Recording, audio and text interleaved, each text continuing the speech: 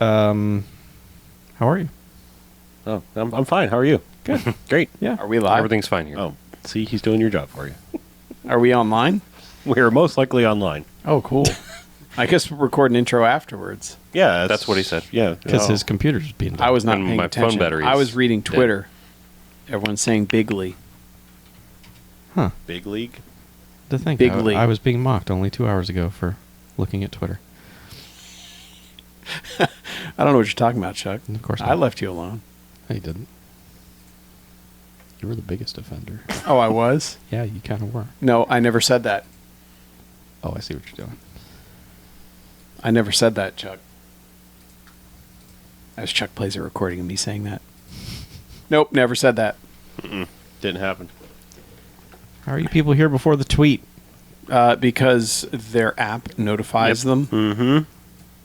I'm subscribed. The app doesn't notify me. My app went off. You're too close to it. Yeah. Oh. Too close, Chuck. Sorry. If I was on that side of the table. Yeah, you know, the podcast is coming from inside the building. Yeah. Yeah. All right, I tweeted it. Good job, Chuck. Thank you. Man. The screen changed. Praise Jesus. He's Or anyone else. He's got nothing Oh, to do look, with you used Windows a 10. you used a podium emoticon. It did that. It comes with hashtag. Oh, it does. Epoticon?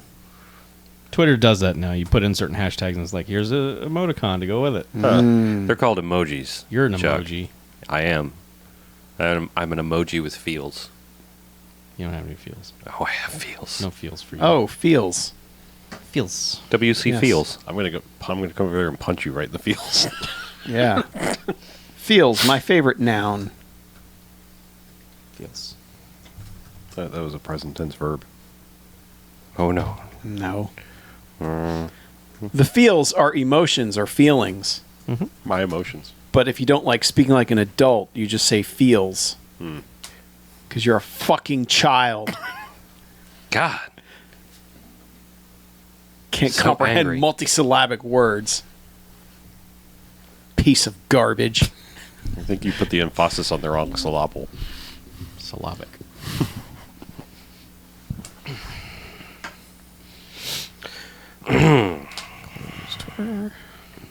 Aw, leave it open, Chuck. No, I don't. There's all sorts of fun talk of Things. discussions happening on TV Nah. right now.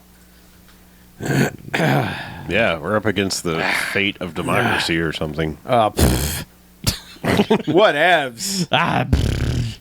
We got Blood Warriors to talk about. Damn right David we do. Bradley, Fucking Sam Furstenberg, Blood Convict Warriors. 762. Yeah. Fucking all of them. Gross. One place. No, they. Okay, I did fuck all of them, but you know, Yeah. You fucked all of them? I'm fucking all of them. Fucking all. It was a good week. All right, I have the thing. So, Oh well. What? I mean, if you want to go I off watched- the cuff with no music, we can do that. I watched The Thing. I mean, it's not going to be that music anyway, so you don't have to like match the beats. You don't need music. oh, we're using different music? Yeah. for the month. Yeah. You should What music listen to are we the show. using? No. I hate would this involve, show. Yeah, that would I involve hate listening this to the show, Chuck. What? How would we find out what music you guys are Oh, you go to www.bmfcast.com. You check the little buttons on the right hand side. You can also call us in the Garfield. No, Oh, sorry. That's not how you listen to the show. You don't click the Oh, buttons. you Never. open up your favorite podcast player. Look for Pick up your relevant BMF mobile Cast, device. Bad Movie Fiends. Put us in the search thing and You're so good at that. then Put push us in the search and then push thing. play. Except So, what music are we using now? just for this month? Just AC/DC's If You Want Blood. Well, I like that song. You got it. probably. Yeah, you would like it. It's about rocking. Does it Yeah, I was sound gonna like say, any of at the what other? point do they mention rocking? Pretty soon. If you rock, rock. Yeah. Some crunchy guitar. Yeah. Yeah. I don't think they say rock in that entire song. And then, are you sure it's AC/DC? I was just running through the lyrics in my head. As you do. Running through the lyrics. All right. All right. Hey, BMFcast. Oh, they do say blood on the rocks. Oh, that's right. Yep, that's right. Yep. rocks. Yeah, it's Yes. not that kind of wrong kind of rock, but yes, Oh. I will allow it. Rock. So, Oh, He yeah, just yeah. has- He just has to do it. Yeah, sure. I guess we'll do it now. Fuck it. We'll do it live. Well, no, I guess I haven't I know you haven't spoken in a while. haven't spoken into a microphone professionally in weeks. Ever. It's true. zing. This week on the BMFcast, that marimba is making me nervous. 1 star, we're in. Yeah. Hey, you're there, live stream. You get to hear the intro. BJ Unplugged. Like, never really Yeah. happens. Little souse. Yeah. Put some souse on it for you, Chuck. Oh, he'll put some sauce on it. Yeah. Don't worry. Put some extra sauce on it. You do This that. marimba is making me nervous. Yeah, could you find like a Zydeco version of ACDC? Yeah, sure. I'm sure that's not a hard thing to do A at all. Zydeco MIDI version of... Yeah, I'm on it. Yeah. I'll look for it during the show. Yeah. Chuck, did you sit over here at any point? No. Good. Except the last 2 BMFcast episodes. Shh. You had gotten away with it, Chuck. Sorry. Why don't you sit there? Keep your mouth shut. Then I can't see him through that monitor. You don't have to see him. We have to stare lovingly into each other's eyes. We're debating. You do that all the Yeah. rest of the time. We're master debaters. We have to stare into each other's eyes, Yes. or we can't finish. The eye contact is necessary. Quit jerking me around. What? What? I don't know. Look at Evan in here not participating in world politics. Yeah. Oh, hey. Apparently, Hillary Clinton is tweeting during the debate. Good for her. Is she standing up there like with her phone, or is I her only team wish. tweeting? That would be But her- this fucking guy. Yeah, her That'd be hilarious. She's team- like, see, she just turns her back to him and like, God, would Check out Gives- the next tape. that's why I'd want to run for president, just to be able to do that while Right. my opponent's speaking. Just be like, I'm fairly certain they've got some sort of suppressor in those buildings, like signal. Because Oh, whenever a I see jammer? whenever I see people in the crowd afterwards, like taking pictures, they're always using the cheap disposable cameras. yeah, I think they might take phones. Well, our national hero Kenneth Bone was using a disposable camera. Yeah. there were plenty So of other. weird. So, are they disposable digital cameras? Probably. They might You be. can do Yeah, that because these where the days. hell do you develop film? Any drugstore. Literally, any They still drugstore. do? They still do. They send it off. Yeah. but they don't do it in There's no house 1 anymore. hour photo or anything like Yeah. that. But I've seen them with like cheap. Because I'd Cards in heard of disposable digitals, so to Yeah. speak. Yep. Well, sorry, Evan. We're here to talk about the debate live. Just follow along. It's going to be a good time. Yeah, What? No. Oh no, I mean No. Blood Warriors. Blood Warriors. Oh, that debate. Blood Warriors. All right. All right. Let's Yeah. let's get this going. let's fucking make it happen. Yeah. Should I? Let's get the fuck on it, man. Should you what? Showed you. Let's get our fuck on. Yeah, you should get your fuck on. All right. Well, it's gonna be that kind of episode. Stick my dick in the mashed potatoes. Get your fuck on.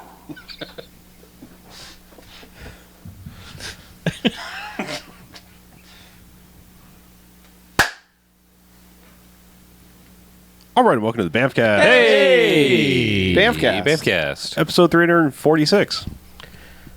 Yeah. Numbers. Correct. So I'm Harlow. I'm Mackie. I'm BJ. I'm Chuck. And what we do each and every episode of the BMFcast is we go and we watch ourselves a quote-unquote bad movie, come in here and talk about it for the first half. Then we rate them. Good bad movies, enjoyable bad movies. They get 1 to 5 jocks and robot jocks. We like robot jocks. We do. Yeah. Heck yes, robot jocks. However, unlike robot jocks, when there are bad movies, as in Stay Away, they get a negative sliding scale, 1 to 5 bags, as in douchebags after Twilight. Boo. Heck no, Twilight. That's a Right. movie we don't like. Correct. That movie is hecka poop. So hey everybody, it's Hey. it's Bloodtober, Bloodtober. not Yay. Bloodvember as I said last time. No, did you? I did. Yeah. Man.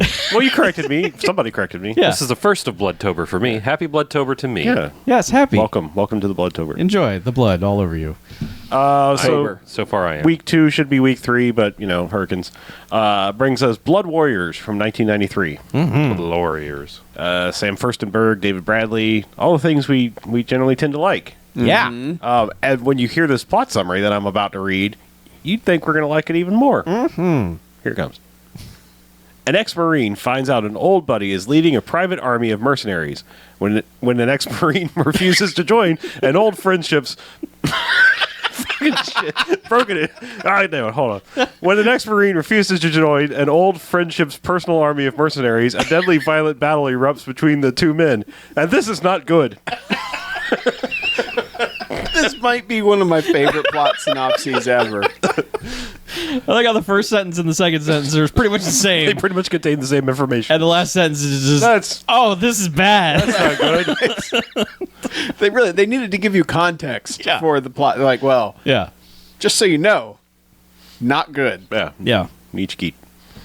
So, But yeah, it's Sam Furstenberg. This is our 9th Sam Furstenberg film. Wow. holy shit. So we're about to be, it's 9th and 9 yards. I don't know. 1st and 10th Berg is what we're about to get to. There's only God damn it. I gotta say, Man, just slow it down. I know. Just we're getting close to the end of this of the Furstenberg like BMFcast worthy. Yeah, there's not many left. There's one very notable one. Yep. We still haven't done. Yep. But past that, it's kind of like it's going to be very, very spotty. Yeah. Well, But it yeah. may be spotty now. Well, Yeah. and David Bradley, who has This is been in our some 6th Yeah. David Bradley film. he's been in some Five Jocks movies. Yeah. He's been responsible Two for of some which were bookending. Yeah. Happened before and after this movie. Yeah. In Sam Furstenberg's filmography. and Frank Zagarino from Convict 762. That's so bizarre. That's our exposure to I know. prior to this. He's in like 40 movies, and that's the only Yeah. other one we've seen. Yep. It's weird how many of these B-tier guys we haven't gotten to yet. Like, last week being the first on the Dragon Wilson movie. And then, yeah, that's shocking. So, Which we have a fun voicemail about that. Yeah. For the second half. Yeah, that's gonna be good. Stay tuned. yeah. But yeah, Blood Warriors. man. Woo! Okay, so it opens on a flashback to Nam, correct? Like they're It looks like they're taking a suburb. I mean, it doesn't. Is it Yeah. Nam? I don't know. sure. Okay. All right, they're in some sort of shit. Maybe wherever it is, they're in some sort of shit. Okay. And like we all saw it and we were like, no, we thought we were making a joke, but for real, the movie, first off, let's just get it out of the way. VHS copy, terrible sound mix. Yeah. Absolutely god awful sound mix. Yep. The music, not the VHS's fault though. Yeah. This is I mean, there may be a better version of the sound mix out there. Sometimes they fuck with it for certain home editions, but this one is really bad. So like the music is really high and it's hard to hear dialogue sometimes. But this is kind of one of the scenes we find out we're watching David Bradley and his brother are both in the same unit and invading whatever the hell they're invading. Uh-huh. And his brother is like, yeah, let's go, and takes off. And it appears David Bradley shoots his brother. Yes, it does. And then he drops his gun and goes running. Well, he runs over there and drops his gun in slow motion. And medic! And we get a brief glimpse of Zagarino, like, off on the side. And it's like, meanwhile, more in modern times, we're getting a voiceover where he's going to jail. Yes. Actually, I think the flashback might have happened after the jail. After he's Yeah, jailed. he's put in jail, door slams, Right, yeah. flashback. But yeah, we're getting, we're hearing the judge over him being led to his cell. That's what it is. And, yeah, he has the flashback, and he's in jail for assaulting. He gets called into the warden. Again, no indication of passage of time. He's just called into the warden. It seems like he's in jail for about 5 minutes. Gets called in to see the warden, and he's like, hey, you've got a buddy in this guy. What's his name? What the hell's his Buddy name? guy. Keith. You've got, Keith Stone pulled some strings, and he wants you out of here. And Yep. we're gonna release you early and send you to Jakarta to see him. He's got some connections, and he's like, all right, sure. Yeah. And it turns out he's been in jail for 12 months. 12 months. Movie has no way of letting you know that happens, because why bother filling in any of the blanks? Anyway, so pretty much immediately, like, hey, I'm in Jakarta. And the flashback thing, he really did shoot his brother, or he... That's what we're led to believe. Yes. Although, super, like, area warden, it's not like the warden of the prison, it's like the warden of the district or whatever who's, calls him into the office and says something to the effect of, you didn't know there was going to be an ammo screw up or something like that, which, I don't know, was this like an exercise? And he was just like, I'm going to pop up and shoot some blanks at my brother? Haha. well, Yeah. what they were talking about when he said just shoot 3 feet over the head. Yeah. It was a live fire training exercise. Oh, okay. So Yeah, whatever. It's, live ammo, or well, maybe it was not supposed to be live ammo. Maybe it was supposed to be blanks, and you're just supposed to shoot 3 feet over the head anyway. Either way, it's tragic. Yeah. yes. Yeah, I'm just David Bradley's brother is dead. It looked Yes. like we were making the joke that he shot him when it seemed like it would have been from someone else, but they're like running towards a wall. So it's Yep. like, where would the fire have come from if not from their side? Yes. Anyway, And also why shoot red at him. It was But training. whatever. It was definitely Yeah. training. Bad thing. Whatever. Sure. Who cares? So anyway, He yeah, gets to Jakarta.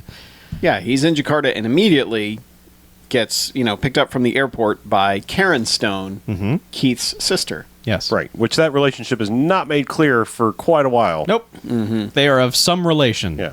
But because we never write seeing Keith until much later in a photograph to really establish who he is. It's never quite clear, like, if this is his daughter, his sister, his wife. Yeah.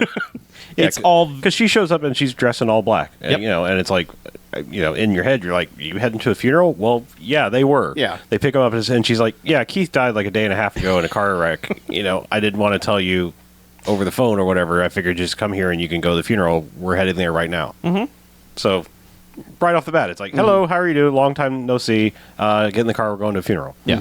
And he's, by the way, dressed like throughout this entire movie, dressed like Walker, Texas Ranger.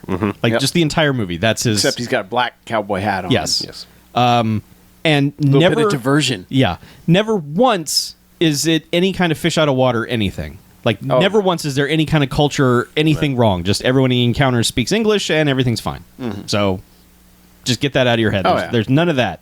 But they go to the funeral. It's pretty standard funeral until another couple of cars pull up. Gangster, Indonesian gangster guy gets out. Yeah. And is, surrounded by a bunch of bodyguards. Walks up right next to her, standing over the casket. They haven't put any dirt on it yet, and does the old Yaphet Kotto and Yep. it's like onto the casket, and she's like, "You son of a bitch," and tries to slap him, and Well, she does slap him once. Yeah, she does and slap then him. He slaps her. was about to. No, he slaps her once. I didn't think he made contact because then he's going to slap her again, and that's when David Bradley. I just can't. I don't think he made contact. Wes. I think he Okay. stopped him, but Wes in the movie All right. grabs the hand. Yeah. There's a lot of hand grab. And everyone is think just so. like, because like bad guy grabs her hand, David Bradley grabs his hand, and then everyone's just like, oh, he shouldn't have done that. He's like, well, I'm here. What are you Yeah. gonna do? Come at me, bro. And the guy's like, nah. You made a mistake, fool. Yeah. Yep. So everyone just kind of leaves. Yeah, they do. And he's back at the house, reminiscing with her for a little bit. Yeah, the palatial estate. Yeah. which And- there's like 20 different types of servants. Like there's butlers and opening the door. There's Well, there's 20 security guards, Yeah. and then there's a maid every 3 feet. right. Butler's just walking around in tuxedos all over the place. That's what I'm saying. I mean, she like walks in and takes off her funeral hat, and like someone's right there to grab Yeah. it, and, Oh. and she's just like more like a prison. Yeah, she's it's like, "Oh, this- it's like really, like I mean, at first you're like, really, Yeah. this is bad. yeah. Like, Yeah. But they're having dinner, and he's kind of like, all right, so what happened? Like, what's going on here? And she's like, oh, it's a long story. I'll have to tell you about it later. And that's when the police chief, is he the police chief? Major, I think is what they call him. sure. I mean, he just Yeah, well, he- they call him Captain Ramsey. Okay, yes, Captain Ramsey shows up, and he's like, oh, you, Wes, Mr. Healy, good to have you here. Yeah. Now please leave. Yeah, why don't you get on a plane tomorrow? Get the fuck Get the out. fuck out of Yeah, Jakarta. Yeah, your friend's dead, so and you're a wanted felon, or you're a convicted criminal. Yeah. So why don't you, why don't It's you just almost leave? a repeat of last week in Bloodfist because it's just basically like guy gets there and then all of a sudden the police chief shows up and it's just like time for you to leave now. You're not going to get up to any trouble here. So, but David Brad is like, I don't know what you're talking about. Kind of sets us up for something different than what the movie becomes, as far as this guy goes. Because you kind of figure, oh well, he's gonna have to avoid this guy and do all this, and it's kind of like, not really. Yeah. Like because you kind of figure that guy is like, oh, he must be in on the corruption and wants David Bradley out of here because he's the only one who can expose it. Uh-huh. And no. No, he's just a police chief. Yeah, Yeah, It's he's like, just a you go now, a no cop trouble. actually kind of doing his job. Yeah. Despite the whole profiling thing that he's basically doing with him, but he's trying not to cause any more havoc. Yeah, And then honestly, like the next 20 minutes of the movie, we can practically skip over. like it is excruciating the next 20 minutes or so because She gets all sexed up. well, yeah, like they're they have dinner and they're kind of like reconnecting, and then There's one important part of business in here is that the bad guys go back to the grave, dig it up, open it up, see that the casket is empty. Yep. And they're like, son of a bitch. So, but that is 5 seconds out of 20 minutes of them. Of her trying to seduce him Yeah. and him being like, No. nah, I'm Nah, good. I don't think Keith would appreciate that, and which leads you to believe it at the very least dad, but more likely husband Yes. that is now dead. Yes. And I can't do that because my friend and wife or daughter. No, brother. Yeah. Like eventually, it's like no, that's his sister. Yeah. It's And- like Yeah. dude, free pass. You've been in jail for a year. You've been in jail for a I year, know. and she's like, Like- dude, let's And she do is this. a very good-looking woman. Yeah.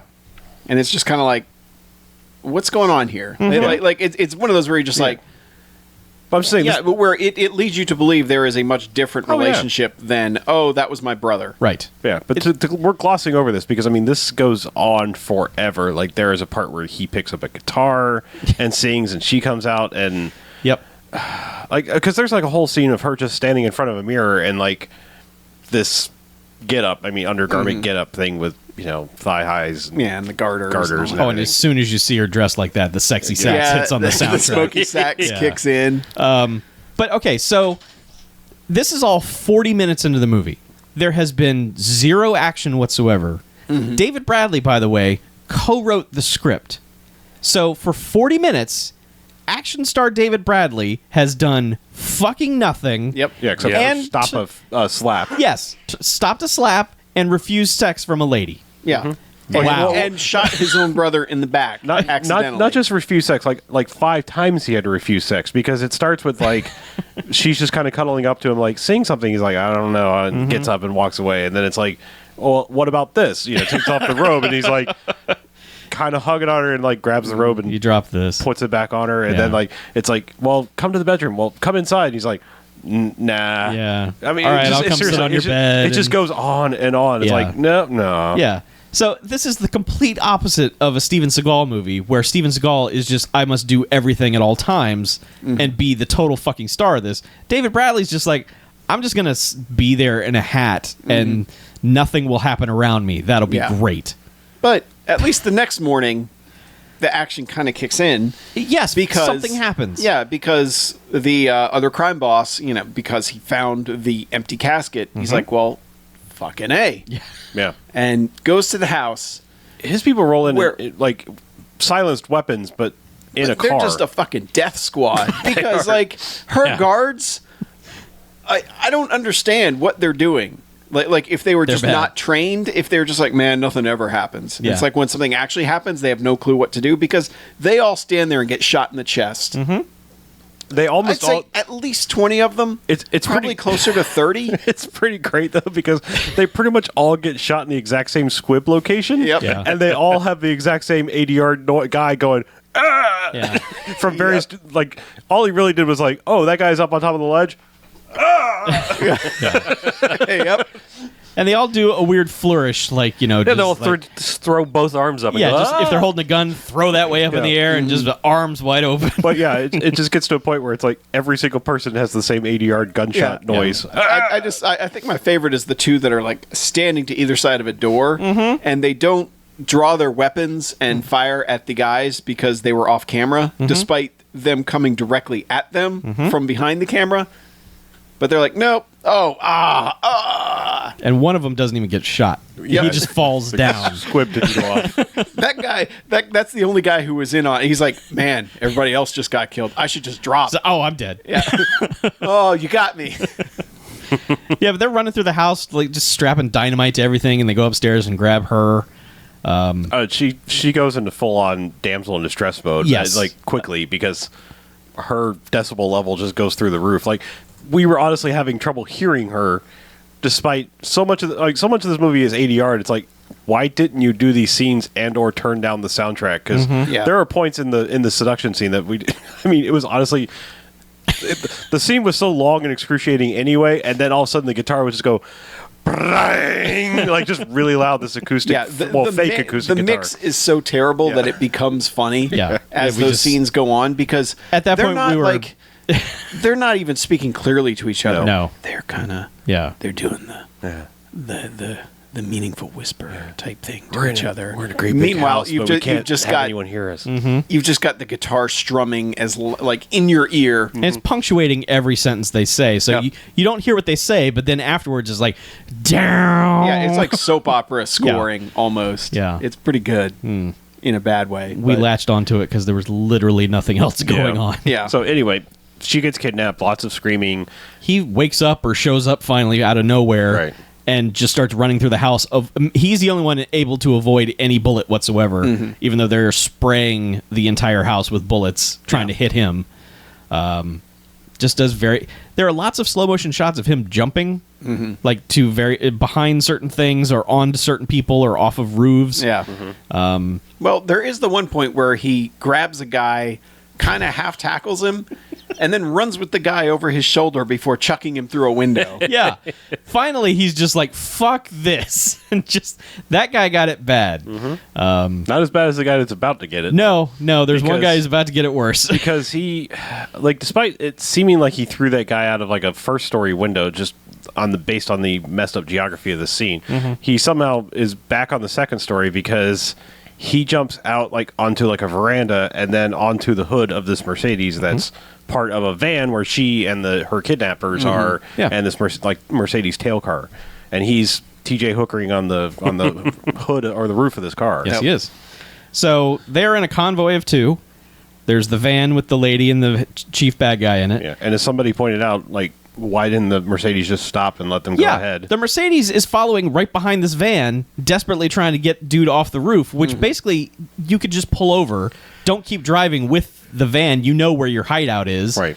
Just pull over and get the guy off your roof. Yeah. You've got a dude because she's problem. not in that car. You know? Yeah. He's afraid of him. He's afraid if he stops, he's going to get his ass kicked. Yeah. Well, he Thinks probably might should have have a fight. stopped. Yeah, well, Yeah, he Because also we don't it's- have an action it's scene. true. Yeah. Otherwise, Yes. Because he ultimately like finally gets to a point where he's kind of wrestled his arm over to the driver's side, and I guess they have right-hand drive cars in there. Yeah. 'Cause Yeah. they were driving on the wrong side of the road. Yeah. Wait, but I thought he grabbed him. Whatever, doesn't matter. Yeah. Yeah. Anyway, he wrestles the guy into a position where he's pulling him out the open door now, and the guy's kind of clinging to the door, trying not to fall off the moving car. Yeah. David Bradley has positioned himself into the car all the way, and then proceeds to sideswipe this other. I think it was big another truck. car. Yeah, It's it was a just big a truck. truck. Yeah. But takes the door and the dude And the dude. Oh, with them. Just flat. just just fucking shears off. annihilates him. Yeah. Yeah. That guy's toast. And then we get to see a shot of the door and dummy on the ground, Yeah. or possibly human. We don't know what Yeah. happened. And there's several just Life is cheap in Indonesia. yeah, there's just the occasional shots of just cars in this chase crashing into each other, and then like one car goes up and flips over, and then another car drives up that car. It's just oh yeah, let's do some stunts here because we can, but I mean none of it really is connected or makes any sense, but No, because At least something is happening. I mean, literally right after he murders that guy by door, yes. like he immediately like oh, I have control of the car now. Looks forward and there's like school kids crossing the crosswalk, and he like there's one kid that like action dives onto the ground. I don't know what his plan was, but David Bradley swerves and immediately hits some other ramp car and flips the Mercedes over.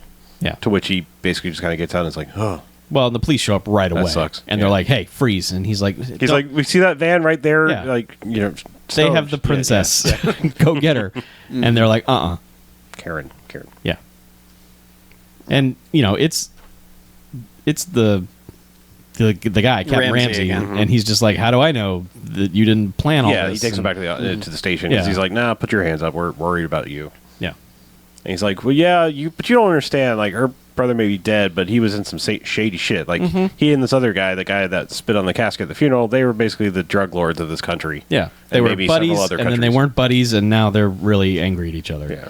And she probably plotted to have her brother killed to take over the empire or something, and did all this as a means of getting away. I've figured it out. Yeah, Bye. yeah.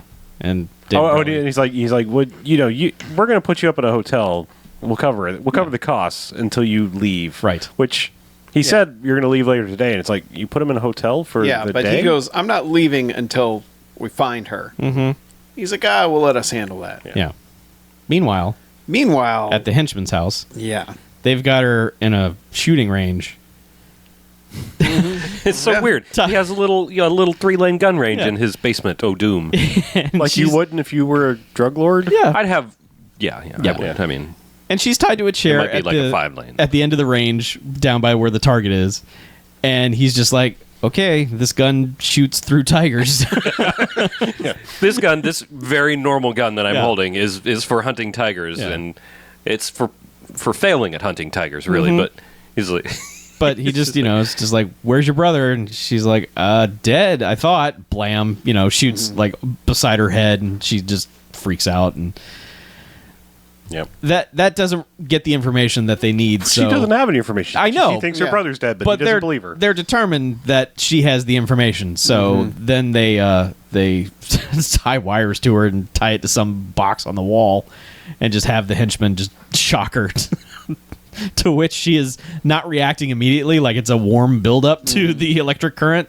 And she's also not doing pain screams. No, she's like irritated, like God damn it, stop. so he's using this thing called a variac, which is a big. It's a big knob. So it's like a volume knob for electricity. So you can. It starts off, real low at like 0 volts. Which is the lowest volts, and then you can turn it up. Can you have negative volts? Technically, yes, but I mean, Like it's sucking the electricity out of you. I really don't know how negative voltage works. I'm not that far into electronic theory yet. Interesting. Good. Yeah, so they're torturing But pretend her. that you can. Comically torturing her. Really, the goons are loving it, and she's just irritated, and it's all stupid. But David Bradley's back at the hotel, and he walks out, and the guards are like, "What are you doing?" He's like, "Oh yeah, you're right." So he goes back in, and he's like, "Well, I'll just go out the window." But he's also like 8 floors up. Yeah. And the easement or whatever on the side of the building is like Spanish tiles. Yeah. The most notoriously dangerous thing to try to walk on. Yes. So he tries to walk on them. In cowboy boots. Yes. And, like 20 feet away sees a construction tower, which is just the most rickety, stupid thing ever. So he's like, I'm going to head for that. Doesn't get very far before he falls and is hanging on the side of the building, to which the tiles fall, and one of the guards below is like, huh. Radios up. Yeah, which leads to one of the dullest chases I think I've ever witnessed. It is just like it. Yeah. It must have sounded cool at some point, but I kept figuring something was going to, like, dudes were about to get wrecked. like, I've seen this chase scene in like 100 movies, Yeah. and it's always cool. Yeah. Except for in this movie. time. Yeah. You put this in any Jackie Chan movie, this would have been amazing. Because, like, 5 feet over to his side that he's trying to shimmy over to is this giant makeshift scaffolding made of bamboo and plywood. It's the shittiest thing ever, which, like, 5 guards eventually are, converging on and on it, while he is also trying to slither away up and down it. And they're all just kind of like avoiding each other and maybe grabbing his ankle on occasion. And he kind of gets down a little bit, and then dudes start coming up at him, so he has to climb back up again. And this is where the nerve-wracking marimba comes in. Yes. It's like,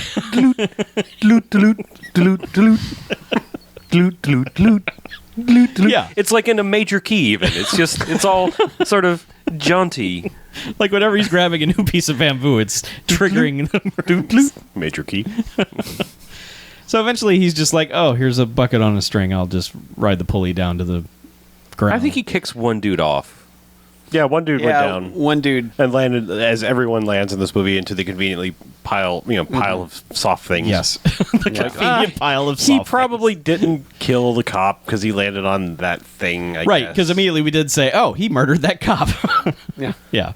But yeah, I mean, it's... They actually have reason to harass him now. Yeah, but he does the pulley down with the bucket, and it perfectly stops. He's like, oh no, I'm about to hit the bottom. And then, of course, it magically stops. Slows down just for the end. Yep. And then there's one cop standing under the scaffolding. He's just like, freeze. And he's like, oh yeah, I guess you got me. And not like you think he's going to let go, and the bucket is going to conk him on the head, but would no, it takes it another, stupid comical step further, that it hits this board which was sitting on like the dry cement or whatever, and basically just propels the dirt and whatever it is onto this guy. And he's like, oh, Yeah, that man gets dirty. yeah, which allows David Bradley to run through traffic and over on top of cars, because man, people love that when you just run on top of their cars. Yeah, and he eventually shows up at the. I want to point this out. Like, That this guy's is the house. weirdest thing. So, like, there's this traffic jam happening here, Right. and he jumps in the taxi that's up in the front, and he's like, flashes him some American cash. He's like, I need a ride, and I need to find this guy, and I need a gun. Mm-hmm.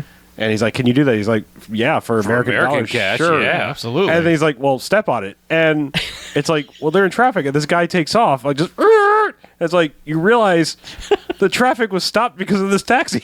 Yeah. There's like 3, 4, 5 cars behind and weird angles all trying to merge in. And you realize this cab was just sitting there. Mm-hmm. The cause of all the traffic. Yeah. Maybe he heard all the ruckus going.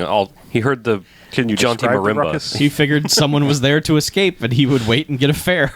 So, but yeah, and then it just cuts to David Bradley with a gun scaling the bad guy's house. Like, you think, well, because this movie sucks, he's going to have comical misadventures with the cab driver. No. No, none of that. He's just there, and he just David Bradley's his way through the house. Yeah, as she's still being tortured with the negative electricity, whatever the hell was going on there. Yeah, she's down in the basement getting tortured. He's working his way through the house when suddenly helicopters show up. Yep. And he looks up. He's like, "Oh man, helicopters. That can't be good." Yeah, and the helicopters are loaded with ninjas. Ninjas with machine guns. Gun ninjas. Yes. Wait. We got to trademark that. Gun ninja. Gun ninja. Yeah. Gun ninjas. Is that for Gun a script? ninja, gun ninja, gun. All right. So you remember those guards that she had that just stood there and died? Yeah. Now they imagine work for those this guards guy. going up against ninjas. Yep. And yes, everyone with gets guns. with machine guns. Yes. Everyone gets annihilated. In the same way, squib going off at the same Yep. place, gun flies in the air, and they go, ah! Yeah. Yep. He gets down and rescues her from the electricity trap, I believe. But no, the He ninjas. doesn't. Oh, the ninjas do. That's yeah, right. the ninjas do, because they break in, shoot the guys who were there torturing right, her, yeah. and they start to take her and towards there's the one helicopter. scene like where a guy ends up where the guy who was guarding her actually shoots a ninja, and then the other ninja shoots him, and then he shoots the other ninja. It's like it's a very weird sequence of events. They're very close quarters, and they all like kick guns out of each other's hands, and then there's a knife, and someone gets stabbed and slashed, and like eventually the main bodyguard goes down, but he's just like irritated by the violence Yeah. that's being perpetrated on him. He's just like, he's just disinterested until a in what. ninja shoots him in the gut. Yes, but even still, just- he's just like, ah. Yeah, it's really weird, but yeah, they end up saving her, and they're running out, and David Bradley basically chases the two ninjas that have her. Yeah, he's like, hold up, ninjas. Yeah, and takes one out, and then the other one's like, haha, and yanks off his ninja mask, and it's apparently Keith, Yes. who we'd kind of seen in photos, but not really. Yeah. Yeah. Yeah, And he's like, hey, buddy. Yeah. And I mean, especially not knowing who Frank Zagarino is specifically, like, being able to go, oh, we know he's in this movie. Where is he? It's just Yeah. like, we weren't like sitting around going, where is he? When is he going to show up? And then it's just like, oh, okay, there he is. Yeah. Now we're an hour into this. This is the start of the third act. Of 6. And they're like, they've just rescued the girl from the bad guy of the movie. And the bad guy's like, give me the rocket launcher. And he fires a rocket launcher and hits the other helicopter. Yes. To which Frank Zagarino, Keith, goes, man, I'm going to take that fucker out. Yep. And machine guns that dude. And he does. And that dude just dies basically like in a long shot. Yeah. And he's like, With the same sound effect. Ah. yeah. Oh, but then- further away. Yes, exactly. And then he's just kind of like, man, that was pretty fucking awesome, wasn't it? Yeah. Oh, yeah. Wasn't it, Wes? He goes into full-on bro mode pretty fast. He's like, what's up? Yeah. Yeah. Machine gun that guy. He's like, yeah, you seen a ghost. Check that shit out, huh? Thought I was dead, huh? And then the sister's like, you son of a bitch. And he's like, How dare you? Slap. Yeah. And David Bradley's like, whoa, hang on. Hey, man. There's a lot to process here. Yeah. You were just dead. That's your sister, I hope you know. I know the script was unclear, but you've just hit your sister. To which David Bradley just starts rubbing her back like, oh, it's okay. Your brother's weird and not dead, so whatever. And then they fly away, and you're like, okay, what's happening now? Like, the main bad guy's dead. Yeah, and then cue the, no more action, let's talk a lot bits, because essentially he's like, he never explains why he faked his death or whatever. That is, I mean, Did he? that is never clear why his death. You would think he did it. So have we gotten to the point where he? It doesn't matter. I can Sure. spoil something from later in the movie. Yeah. So turns out that he was the one that got Wes, I've forgotten his name, out of prison. Mm-hmm. Yeah. Is that why he pretended to get himself killed? Was to get Wes out of prison, to get him over? I'm thinking. No, the guy was specifically like, he wants you Yeah. to work with him, and he's got some pull. He didn't know he was dead until he got into the car, Right. Yeah, and I his think sister said, he would have known. oh, he's dead. Like, the Oh, that's warden right. did. That's so, right. Yeah, okay. Yeah. Like, then I was thinking, well, did he do it to pull the other bad guy out so that he could find his location and fucking murder his whole army? But, like, there's no way he didn't know where that guy lived. Right. Yeah, it's all very unclear and it was very dumb. maybe to throw him off the trail until he could get his ninja together. Maybe. It's all stupid. But Yeah. then there's 20 more minutes of talking about nothing. Yeah, basically, just to sum it up, like, he takes him back to his house, well, his other house. He's got an island, because, you know, his first house got blown up by the... He has a frontier. Yeah. Oh, something. He has another whole palatial estate. Yeah. And Yeah, the he's- first palatial estate did blow up. Yeah, we didn't really mention that those bombs did go off as soon as everybody got out. And they blew up a model of that house. Yeah. That poor little model. Essentially, he's like, hey, man, I got all this money. I'm making shitloads of money. It doesn't mean anything because I don't have any friends or people that I can trust. I need someone to come work for me. I want you in. He says, I'm making so much money, I can't even handle it anymore. Like, he's acting like he's oversaturated with money. Like, it's just, I have more money than ever. So I need to bring in someone else who isn't going to dick me over and have some money. Right. And then he's just like, I don't know about this. I mean, this is, he's still like, I don't know, processing, you're not dead. Yeah. Your sister, You I did don't slap know. your sister. That was kind of mean. And he's like, hey, come watch this karate thing. Yeah, another pointless scene that goes on. He's Watch my dudes kick each other's ass. Yeah. It's like, awesome. Again, this scene in any other movie would be setting up that there's one guy kicking all of his other henchmen's ass. Yeah. And it's like, oh, well, obviously he's going to have to fight him. Never No. see that guy ever No, again. this is just an excuse to have a fight. Never see that dude again. Yeah. And eventually he's just like, yeah, man, I've been doing some thinking. I don't think so. And he's like, well, that sucks. I don't know. Think about it. Wake up tomorrow. We'll talk about it one more last time, I guess. Just that sucks. Yeah. He's like, I don't want to be involved in drugs and none of this. And thanks, but no thanks. Right. And basically, I don't know. Again, He's going to leave, but He's gonna leave, and Leave then- in the middle of the night. so he goes to see the sister, and he's like, "Hey, I got to leave. I gotta like bail." this is crazy. I'm not feeling any of this." Yeah. And she's like, "Oh yeah, do what you always do. Just leave." Yeah, just you Yeah, always just quit. Yeah. think for yourself and don't want to Why participate don't you in be- massive crimes. Why don't you be more like your dead brother that you made dead when you shot him? Mm-hmm. Dead. And he's like, okay, that's it. We're having sex. Yeah. Well, he leaves, and he's like, Leaves. and then he comes back and he's like, "All right, you made some good points." yeah. And he's also probably like, I've been in prison for a year. Yeah. I don't know when this is ever going to come up again, Yeah. so let's do this.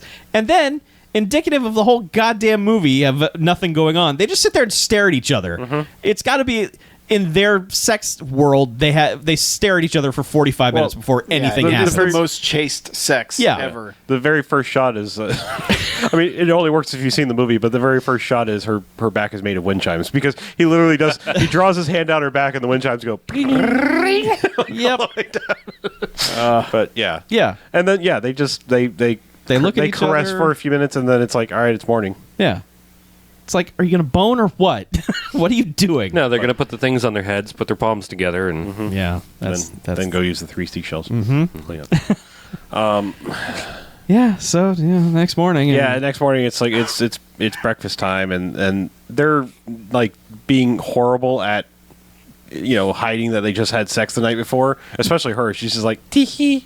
Yeah. Well, they're being horrible at it, but the brother is also acting like he just knows anyway. Right. Because he's like, how was your night? Huh? Yeah, how'd you sleep? Sis, and she's like, fine. Which makes you have other implications of like, does he have cameras in her? Yeah. Like- But again, none of that pays off No, either. it doesn't. But basically, he's like, all right, one last time. Offer, did you think about it? He's just like, yeah. And then he's like, well, hold on. Wait a second.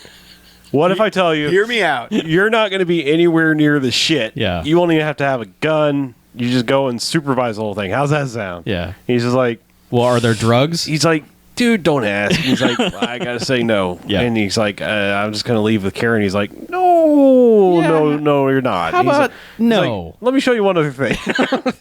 he's like, I'm a businessman, so I got to push hard. He's like, how about I had this briefcase full of money? It could have been yours. Uh-huh.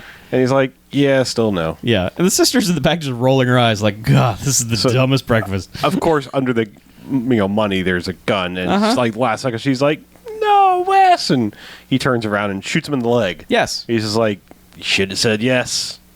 Shoots him in the leg and then pours coffee on the wound. Right. Yeah. And then he's like, get him out of here. Yeah. Take him somewhere. Yeah. And so they take him I'm to just town. going to wrap up what happens with them, because basically he gets violent with her again. Of course, because she reacts obviously to Yes. him getting shot in the leg and being dragged off. She gets locked up. She gets locked up, and just to get it out of the way, there's a scene where he comes up and kisses her and has implications of, you're going to learn to like this, and it's like, no. Yeah. Yeah. But thankfully, nothing comes from that. Nothing comes from that. No. But he's driven off and dumped in the middle of a dirty street in the middle of Jakarta. And all these- immediately street urchins Yeah. run out and surround him. And Yeah, they bring him to their orphanage where there's a kindly mystical old man with herbal remedies to solve bullet wounds. Because he's like, what do you got there? He's like, oh, these are leaves. Yeah. And I have a knife. Because he asks for Jim Beam. He's like, you have any He's Jim gonna smoke Beam? him out. Yeah. And he's like, He just won't care about his leg. well, what's that? And he's like, well, it's American painkiller. He's like, no, I have leaves. Yeah. and a giant knife. And Yes. apparently pries the bullet out. yeah, and we don't know what kind of time passes No, because like when this happened, between this and the finale of the movie. Yeah, Which is like act... Or this is like 16. act 5 now, I yeah. guess. Well, there's so he gets the bullet surgery, and then like the next shot is him just talking with the old man. He's like, he's checking out a statue and is like, that's the dispenser of justice. And he's like, oh, sweet. And then they just have a talk. He's like, hey, do you believe in justice? And he's like, I believe in believing in justice. And he's like, what does that mean? And then he's like, I don't know. And then just cut to, justice. and then you just cut to him on the beach outside of the island compound that his buddy has with a gun, and he's raiding the compound. It just right to it. So it makes it seem like the night before he had the bullet wound, the next day he's fine. That evening he goes and storms the castle. Yeah. And Yeah. It's important to the plot of the movie that they don't bother to explain that he has some deep connection with the mystical old man and the kids, but like in screen time they're together about 3 minutes. Yeah. Maybe. yeah. And that's probably being generous. Yes. Because like they all surround him when he's in the bed, and right before he gets knife surgery and screams, and then they have this like brief little session after the operation where he's telling him about Indonesian. He calls them like mythological heroes or something. It's like, Yeah. are they mythological to you? I mean, it's Everyone not. has You're their not. own. Well, I'm just saying is like. We call Roman things myths because there's not Romans around who believe them anymore, but they Right. weren't myths to them, Anyway, just the word myth. Right. Yeah. Anyway, but yeah, like I said, the movie wants us to think this relationship, this connection, is deeper than we're ever shown it to be. Yeah. But anyway, He's back. Anyway, yeah, he's storming the castle. Yep. He's doing the stealth takedown thing. He's just taking out everybody. There's one guy who gets it really good when he jumps off the top of the castle wall and just butts that guy in the head on the way down. That guy's got super force. yeah. yeah, that one, like we're kind of watching that one play out. I'm like, what exactly is he gonna? Is he just gonna straight jump on this guy? Yeah. Like, Well, he breaks crush him? into like this ammo room with like grenades and guns and everything, but then he he just hits like the next 10 guys that he sees and he chucks a knife at one guy who's in this guard tower that looks like it's a mile away. Yep. Like he just Well, a guy sees him and turns the gun, and before he can like turn gun and shoot, it's like, oh, knife. yeah, and the guy watches the knife and is like, ah, shit. I threw that shit before I walked in the room. Yeah, so God, he rifle butts a bunch of dudes. Yep. Yeah, eventually he gets inside and just starts machine gunning. Yeah, because like eventually like 2 guys see him and then one opens fire and then Yeah. you know the bullet alarms go off and so everyone's alerted. Yeah, but immediately gets outside and gets to her room. He's like, all right, we got to go. And Nobody guarding it, by the way. Yeah, of course. And they get away, of course, you know, Keith sees them and is shooting and it's like, kill them, blah, blah, blah. And there's a lot of, all right, stuff's blowing up behind us. Okay, we're hiding behind this thing and shooting the guys who come out. And David Bradley does do the thing we all did as kids in the 80s, like when you had a fake gun where you did just you're spraying left to right really fast. Yeah.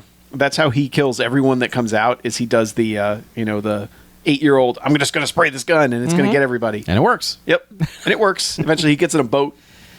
Well, he throws her into a boat. Like he has put her eventually over puts his her over his shoulder shoulder. at one point. She keeps trying to Was jump it out of the way. implied that she was shot at one point? No. It seemed like it because like guys shot at him and she fell down on the ground. That maybe, but she seemed to be trying to do a lot of stunt jumping, but because he had a hold of her arm the entire time, she never got very far. Yeah. So I think she was trying to do more than what was physically possible in the in the area. But eventually, he just throws her on his shoulder and chucks her into a boat, and then speeds off on that boat. To which Yeah, as a rocket gets launched at it, but somehow misses. yeah, Yeah. countermeasures were launched or something. But yeah, so bad guy goes and jumps in the other boat because there's always 2 boats. Yeah. The boat they are in is like a 2-engine giant like speedboat, like almost like a cigarette boat. And then he gets in like the dinghy to a yacht and is keeping up with them. Yeah. It's just like, no. Like single engine shitty little, I don't know, whatever. They shoot at each other. They just keep going. Like there's this makeshift like bamboo like fishing thing out in the water that they've concocted, like a pier out in the middle of the, I don't know, but they're just like going around it instead of like him just like, hey, I'm in a faster boat, gun it and get the fuck out of here. Yeah, they just circle around this thing and remember what I said about dull chases earlier? Yeah, this is a dull boat chase. Yeah. I mean, at one point they kind of trick what's his face to crash into the rickety thing, which only takes out like the middle 2 columns of this thing, and dudes jump off of it panicking, but the thing is still totally intact. They could have just chilled right where they were, so they can't even get that right. Like it doesn't even collapse that thing. David Bradley is just kind of chucking grenades at him and eventually just throws one and you see the boat explode. Yeah, like he does it. All right, he does this weird thing. I think the implication was he stopped the boat and then like raised the engines and sprayed water out because like he lost his vision. He chucked a grenade and like he was heading right for the rocks. And if this had been a good movie with any budget, he would have like hit the rocks into a big explosion and we would have gotten credits 20 minutes earlier. Yeah. But no, like boat explodes. And they're like, yay, we got away, and we're like. It cuts to like they're walking out of a place and we're like, yep, all right, movie, wrap it up, B. Well, they go back to the hotel. They're like, okay, we're going home. This the movie's over, and they walk outside, and the little kid, I guess he bonded with the most at the orphanage, who he gave his hat to apparently, runs up to him and is just like, the bad guy's at the orphanage. He's got all the orphans hostage. And we're like, what? Yeah, he's still alive, which, okay. Okay, we're going to Like- Act 6 then. Like, really, Let's you just do couldn't this. show him, like, a hand coming up on the rock, like, something like, hey, audience, you need to know he's probably still alive. I swear to God, when this happened, it felt like it was going to be a moment where the movie was actually going to end there. Like, that's the setup for the movie they meant to film at the same time. But it's so weird because the movie does come to a natural conclusion. It doesn't feel fake. It feels bad, but it seems like it's over. But then kid shows up and says he's taken all the orphanage the orphans hostage. And then it's just like it's the beginning of Lethal Weapon 3 he just rolls up to this police scene, and the chief is like, all right, here's the situation. He's inside. He's got all the orphans. Here's the megaphone. Deal with it. Mm-hmm. Yeah, and he just goes, let all the kids go. And the kids come running out, and it's like, all right, I guess we can leave Bye. now. Yeah. Nuke the orphanage No. now. But no, he goes in. Immediately, 2 henchmen are like, okay, we're taking your gun. And he finally remembers, oh, yeah, I'm David Bradley. I can kick. Yeah. So he kicks the shit out of him. I can disarm the guy in the worst way I've ever seen, because his method of disarming him was just reach out and grab the gun. Don't turn it. Yeah. It was still facing him for Yes. quite a while, until it was like, all right, now let go and I will take this. Yeah. Like, at any point he could have pulled the trigger, guy. Mm-hmm. Nothing was stopping him. But yeah. he's got a gun. Well, bad guys got the old man Right. hostage. And there's a lot of just, hey, I got your favorite old man here. And we're like, he talked to that guy for 2 seconds. Mm-hmm. What? Who cares? Somehow they wander up onto the roof, and he's like, toss the gun or the old man flies off the side. And so he tosses the gun, and he's like, ha, you're so stupid. Now the old man flies, and you die. It's like, good job, Jay-Z. That almost rhymes. But David Bradley's just like, fuck that. I'm just gonna spear you off this roof. Which we were like, oh shit. Right. But there's a subroof like Right. 6 feet away that Not they even land 6 on. feet. It's like a foot lower. Yeah, exactly. It's just like, we're fine.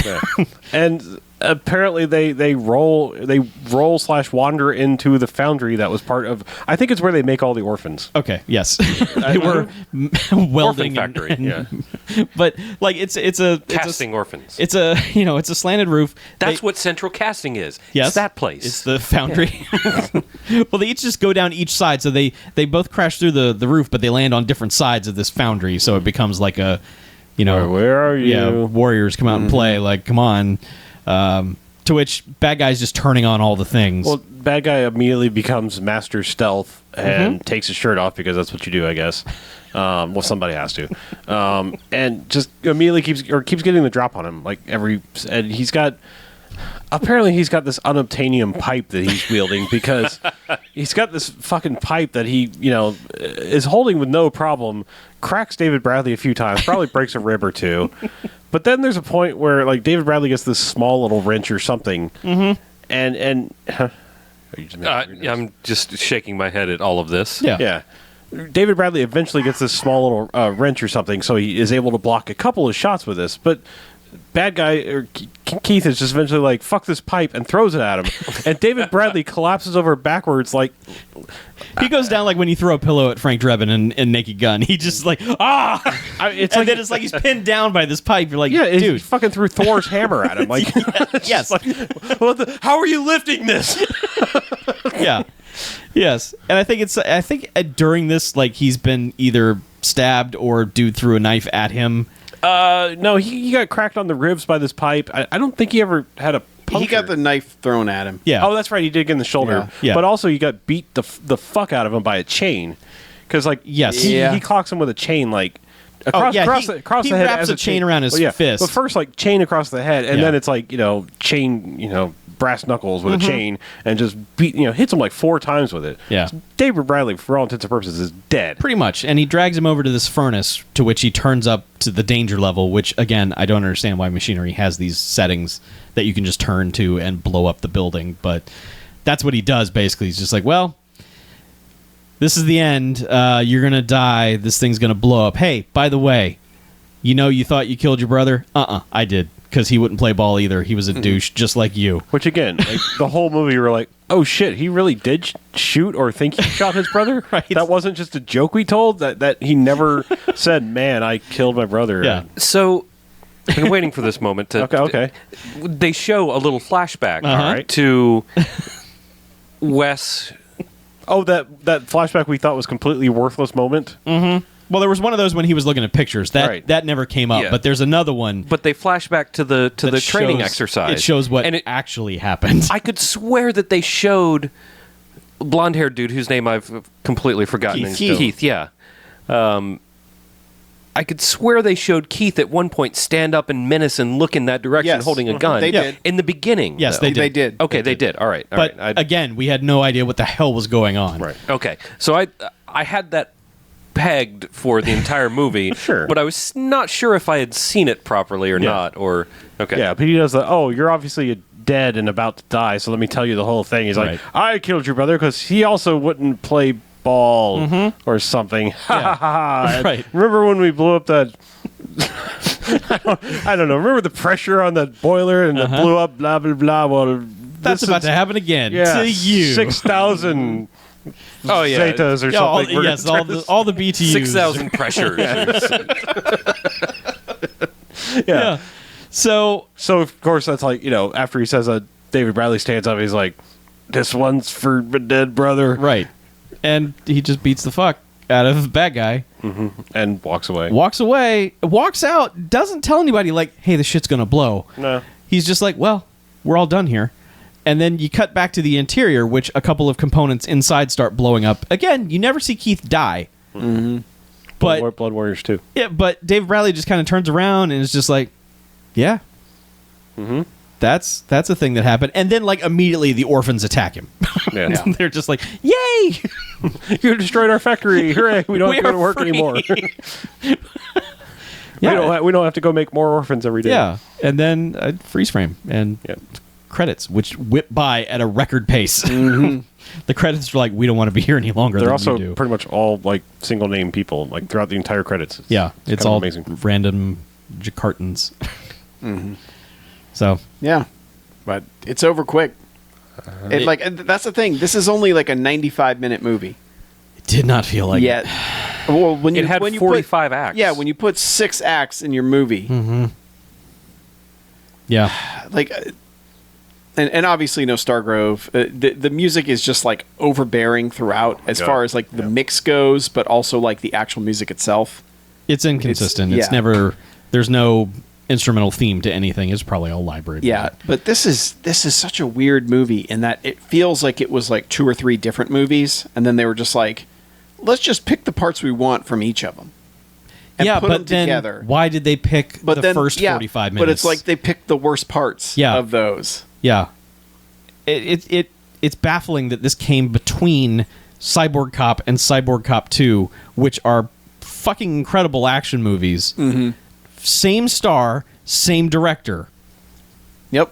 and they were just like, "Hey, we've got a week off. Let's go to Jakarta and make a movie," and then Well- forgot. Well, and whoever was operating the boom mic, just come on. Yeah, What Sound engineers fired. what the hell were you doing? Because there are scenes where the character will turn away, and it literally sounds like they've turned away from the microphone. It's infuriating. It's Yep. this is a massively disappointing movie, yeah. technically and thematically. Just I can go ahead and rate it. Okay. Proper ratings. go ahead. I believe it was some time ago I declared that any movie with a sufficient size explosion shall never get bags. I believe that happened. Okay. I believe I've said those words. Sounds I'm familiar. about to reverse those words. Oh, I'm no. flip-flopping. Oh, no. you dirty flip flopper! John Kerry's spinning in his grave right now. Yeah, I mean, honestly, this is this is at best a 2 bags movie. Okay. And I think that's being extremely generous. Like there are some fun things to be had in this movie, but they are so few and far between, and everything else about this is a slog, from the sound just being awful, god awful, to whatever the fuck is happening in the script from moment to moment. And I don't even think like a repeat viewing where you actually have all of the knowledge that you would need to get through a movie under your belt, like I don't think it would help. Like, I mean, like going in from the beginning knowing who the people are because they don't bother to explain very well, I don't think would help. So 2 is as generous 2 bags is as generous as I can be to this movie. Okay. 2 blood bags.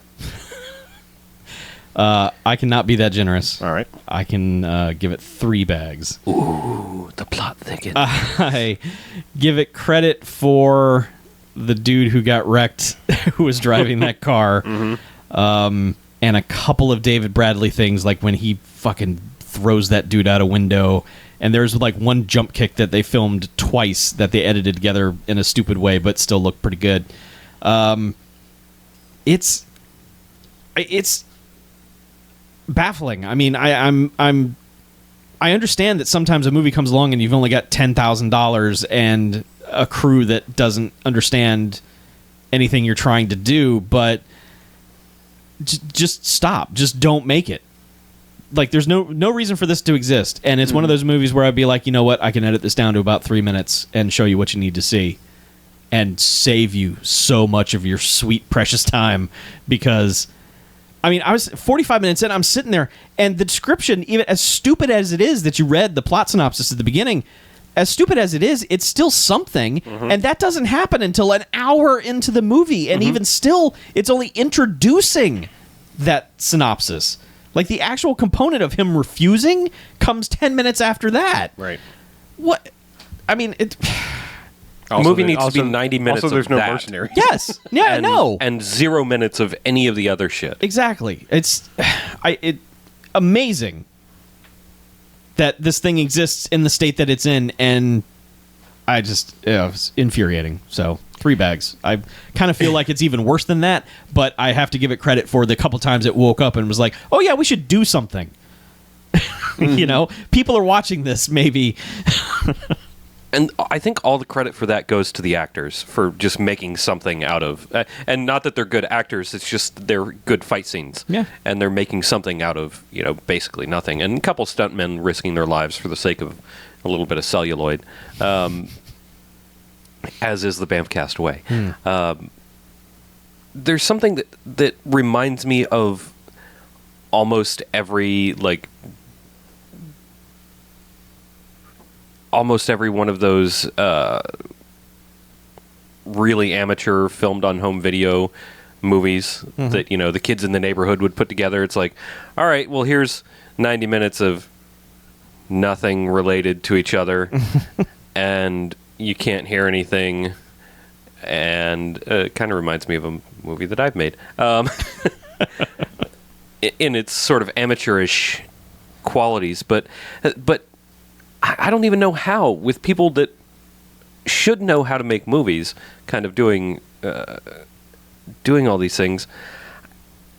It's so weird and so disjointed to me. I don't know, man. I don't know. I kind of don't want to just shit all over this movie if I don't have to, but you kind of do. Like, I want to be good to movies that we watch, but there's, at least these days I do. But there's nothing redeeming about this movie. I don't think it's quite like a 4 bags. But I think I'm in the boat with you on 3 bags, Chuck. Yeah. I would watch 2.5 minutes of the good parts of this movie again, but that's about it. I think I'd rather watch 2.5 Men. Man, No, you wouldn't. All right. I just, real quick, I know that when we watched Revenge of the Ninja, which was Sam Furstenberg's first, actual action movie, there was that little interview before the movie started on the disc that we watched where he basically said he had never directed an action movie before and was lucky that he had people around him, to help him make an action movie. And since then made 8 action movies that we all thought were great. And then this, way after all that, and it feels like this guy doesn't know what he's doing. Yep. That's amazing to me. So, yeah. Yeah. It doesn't make any sense.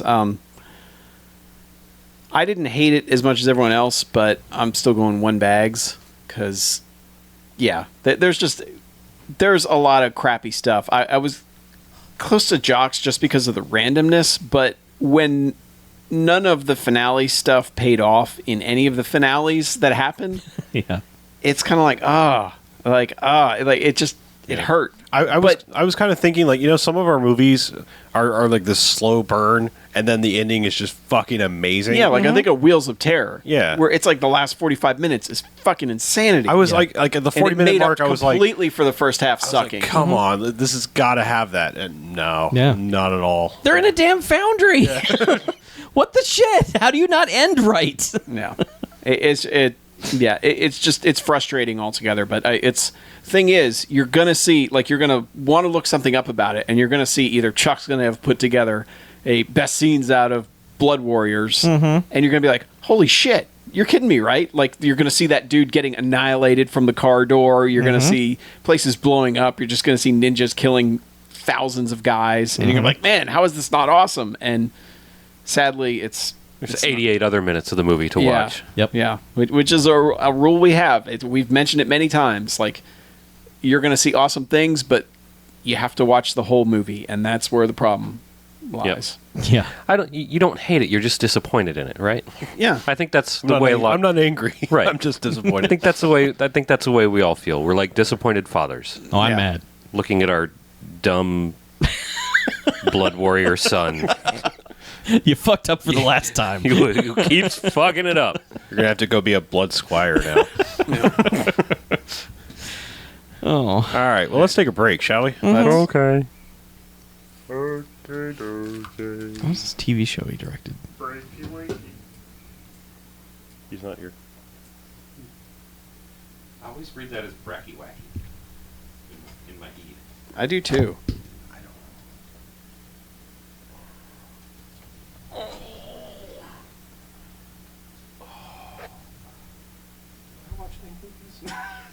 I watched one. I can keep it brief. I'm having like the hardest time. I guess I need to be more religious about using Letterboxd.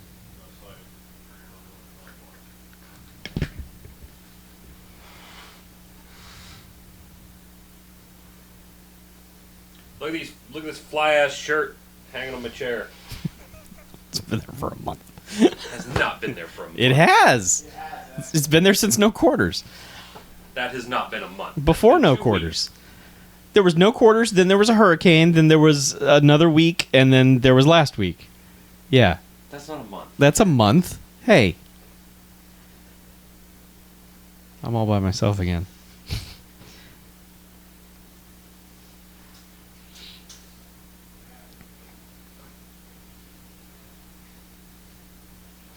I like the CNN breaking news alert. Donald Trump refuses to say he would accept the result of the election. That fucking guy. Oh, man. I was watching my wife live tweet it. Mm-hmm. And for like 30 minutes, she was like, wow, he's surprisingly staying on topic. And then like, oh, nope, there he goes. He's gone. Well, I forget where it was I read it, but there was somebody who had like they called it the 5-minute rule, like the political 5-minute rule. Like a guy could talk for 5 minutes. You're like, yeah, man, this guy's really got it together. He knows what he's doing. And then after 5 minutes, they're just going to say something that's just like, the fuck is he talking about? And like that was like the Rand Paul rule was what they eventually called it. Because it's like, for 5 minutes, this guy's awesome. And then after that, it's like, Gary Johnson. yeah. No. Gary Johnson. Yeah, that's... That guy doesn't have 5 minutes. Yeah. You just ask him like one question about anything.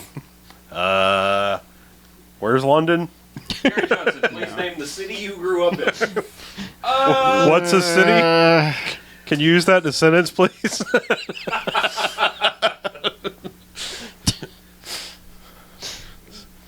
Gary Johnson probably knows the last time he smoked weed, but because it was right now. Yeah.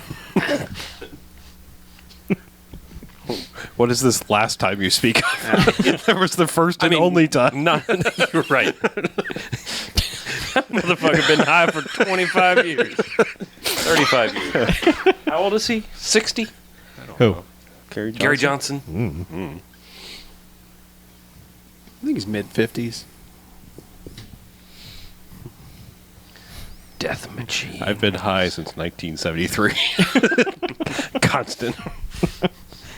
I can't come down. I sleep in a vape chamber.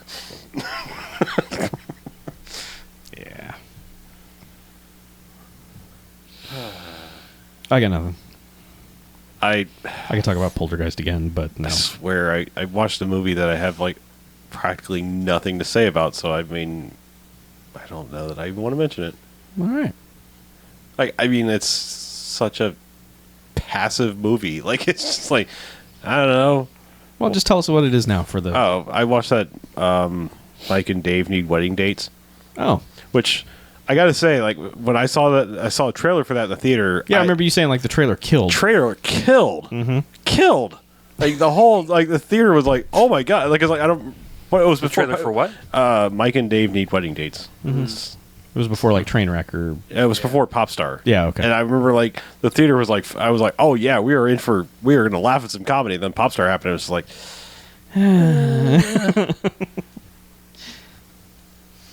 yeah, I just, like, man, just exactly what you think that movie is exactly what that movie is. Oh. Like, no surprises whatsoever. Oh. I also rewatched The Hangover because I realized I hadn't seen that since the theater. And why are there 3 of those? Like, I mean, Yeah. like, in looking back, the first one's not very good. Like, why did they get more? The first one kind of is retroactively hurt by the next 2. You start to realize that. I mean, like, the 1st one's not great. I like Due Date better. Yeah. Mainly because Rob Downey Jr. punches that kid. Yeah. All right. So the only thing about that I will say positive about Hangover is I feel like it reintroduced the world to rated R comedies, and I know it wasn't the first. No, I'm just saying, like, it feels like it was one that was like, all right, rated R comedies were fucking back. Like, adults like to go to the theater and laugh at raunchy shit. Okay, good, great, fine. You know, like, that has come and gone, but that's like the only thing I can really give it credit. I'm like, yeah, okay, it did that. Like, it said these can make money. I don't know. But then we also gotten too many of them, as evidenced by that one I just mentioned. Yes. Yeah. Yeah. That I have like almost zero reference to it because I've never watched the show other than I'm aware of its existence. Is that guy that's in that movie that was on Workaholics, the straight man of the trio, I think, of the guy on Modern Family. Yeah. Okay. Like, that dude's so weird because, like, sometimes he's so good. Like, he was great in Modern Family, and, like, this movie is just like, what are you doing? Are you dumb? Are you like, are you the smart guy? I just honestly, it was like, are you which character are you? Are you the fuck up who's actually kind of smart, or just can never gauge him. All right. So we got a couple voicemails Alrighty. and a couple emails. I got one movie I'll talk about for like 45 seconds. That's about it. Okay. Then we'll be off to the correspondence corner. Yep. Correspondence. Nailed it. Corresponder. Boom. Boom. Man. I never know which camera we're on, so Fucking drop the hammer on that one. Patent it.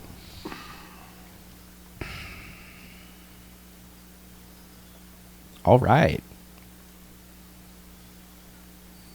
Welcome back, second half. Still. Oh, that just was throwing me off because it says 2 weeks ago. I'm like, Yep. but we need to play it. Yep.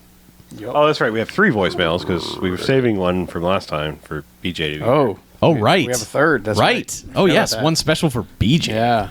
just for me? Just for BJ. All right. I mean, it's for all of us. It's but relevant to your interests. We just wanted you to be here to be angry about it. Oh, good.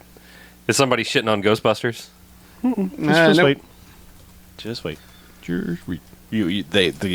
Your questions will be answered within the first 3 words of the voicemail, according to Google Translate or transcribing here. All right.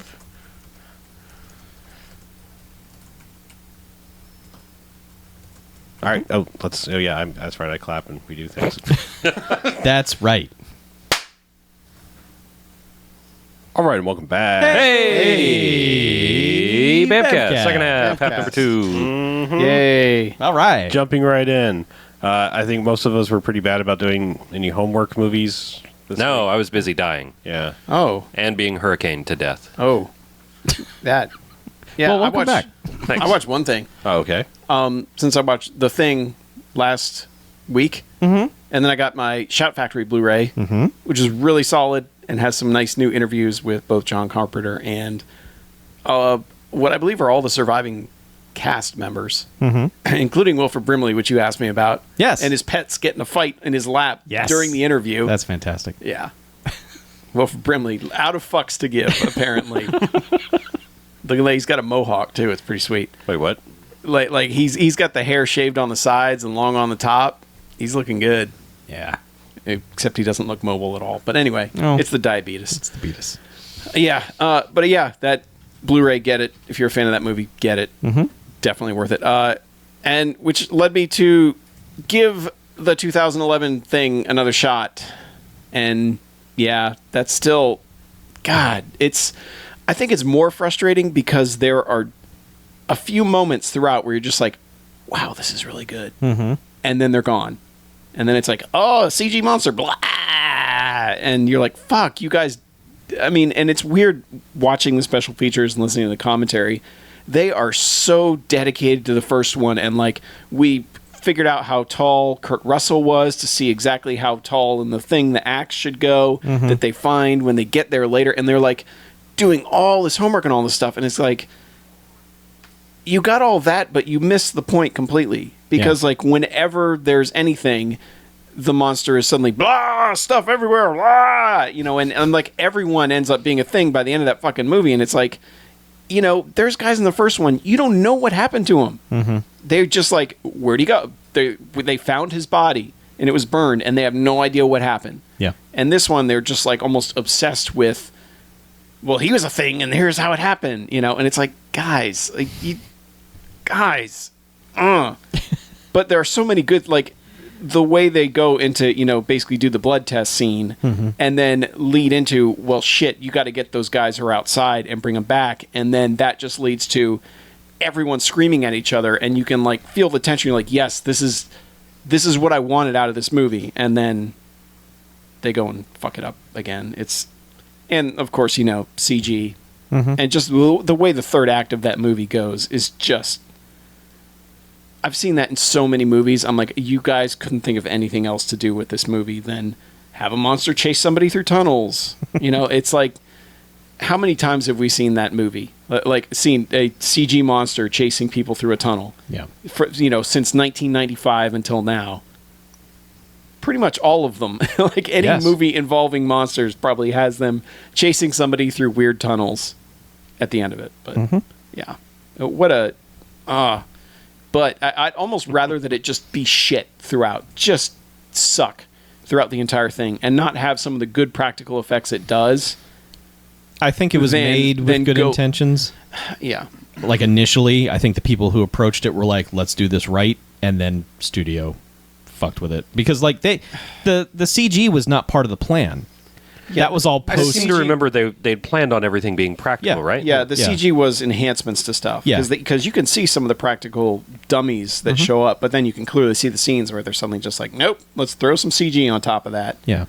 You know, and then hiding the pilot body at the end with the whole Tetris thing, and once she's inside the ship, and it's just, it's just such a miss that I'd rather it just be shit, so I could just completely forget about it, and then go, man, there's good stuff in here. Yeah. You know, that's almost worse.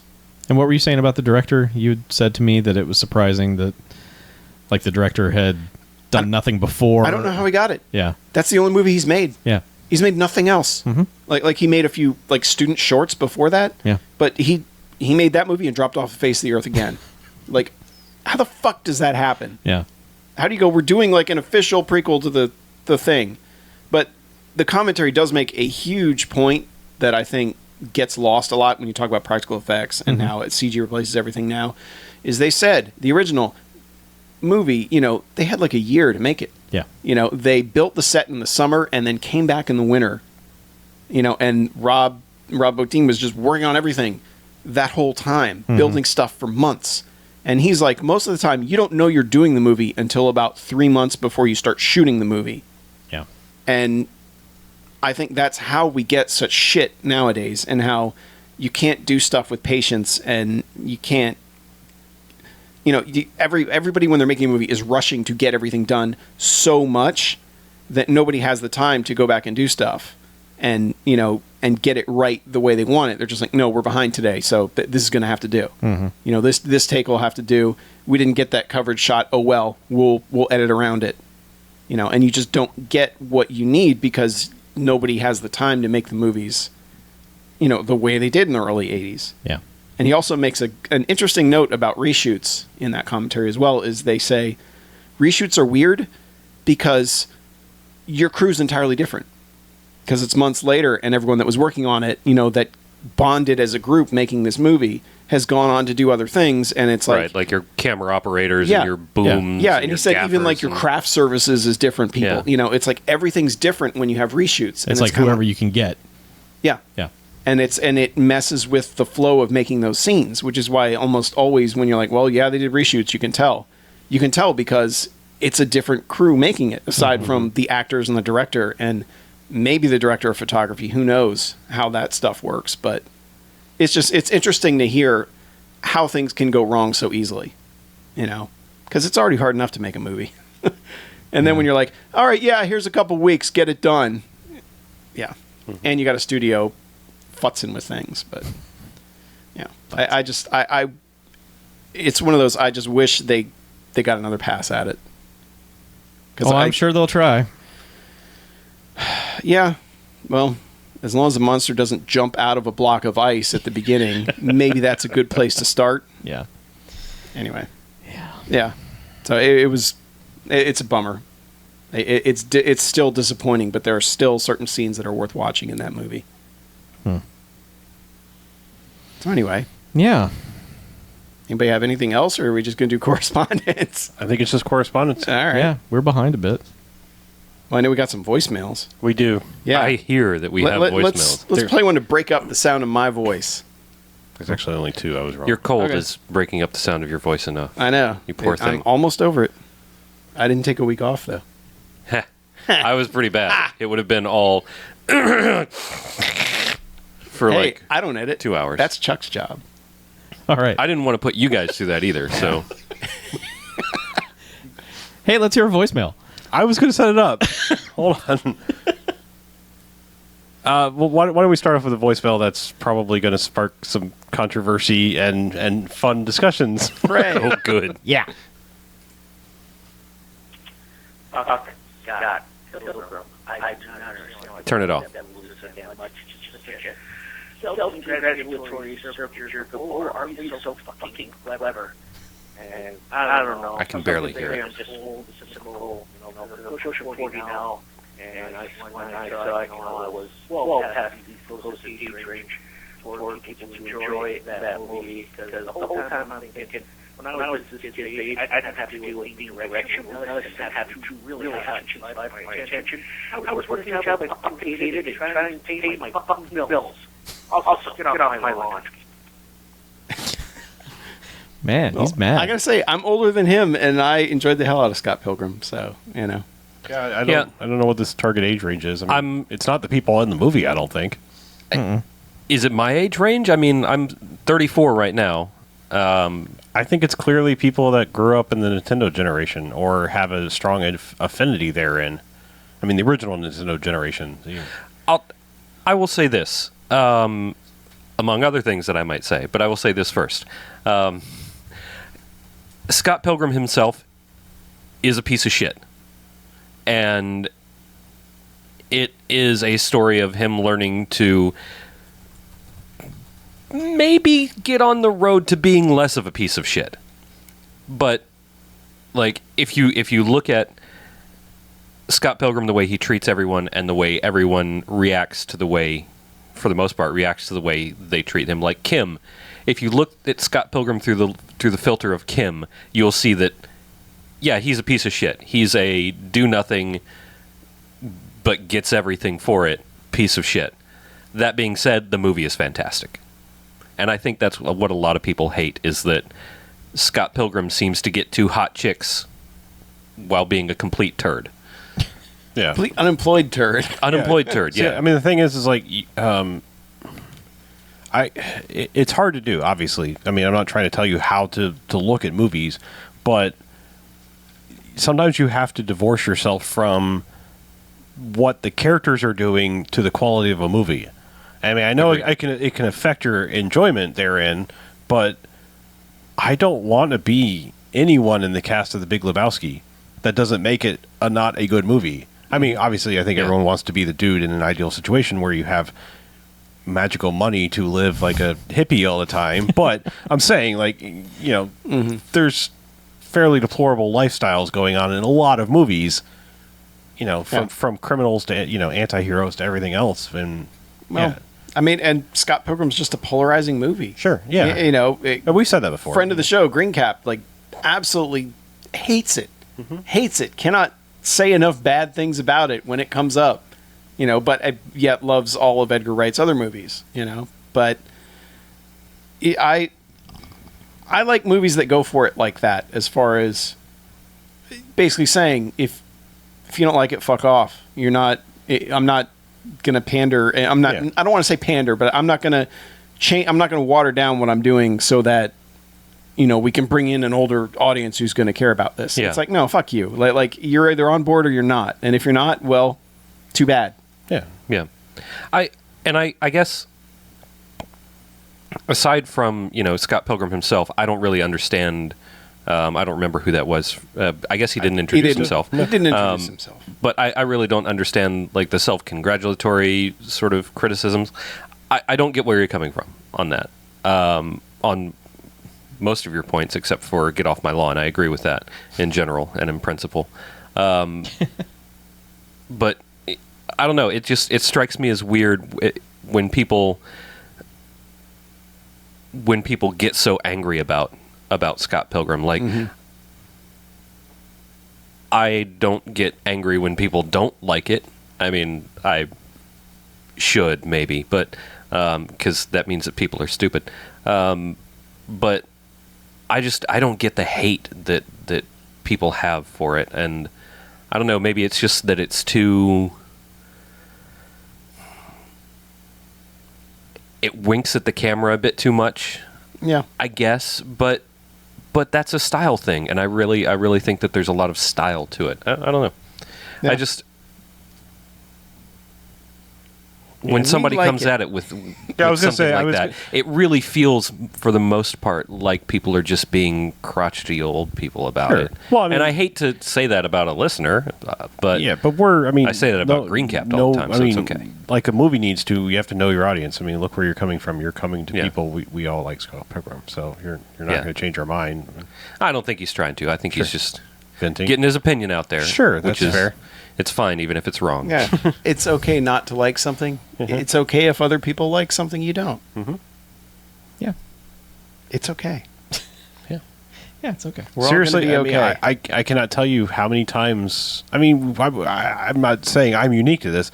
We all probably on a near daily basis hear somebody talking about something that we just hate, like music, movie, TV show, whatever, any kind of form of entertainment. It's someone like brings up like, oh, hey, thing, and you're like, oh, don't fucking ask me about that, please. You know, there's a lot of that. Yeah, just please don't even direct that over here, because I'm going to dismiss it in the most diplomatic way I possibly can without addressing it. Like, what? Like, oh, you like bad movies? What do you think of Sharknado? Fuck, if you say shark anything, I'm going to turn off hearing you. Like, I think I've gotten good at it, at least at work, because it's like, oh, you know, I see why you'd ask me about that, but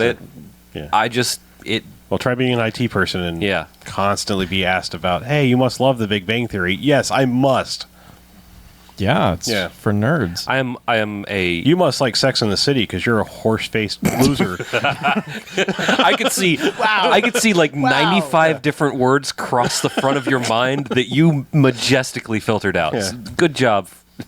You did really well there.